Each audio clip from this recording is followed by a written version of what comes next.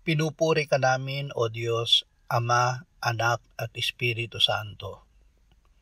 Salamat, Ama, na ibinigay mo sa amin si Jesus na iyong anak, na namatay para sa aming kasalanan, iyong muling binuhay, iniakyat at iniluklok sa iyong kanan sa langit.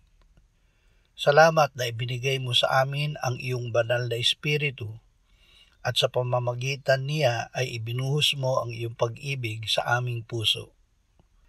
Ama, napakayaman mo sa awa. Dahil sa iyong malaking pag-ibig sa amin, maging noong kami mga patay sa kasalanan, ay binuhay mo kami kay Kristo.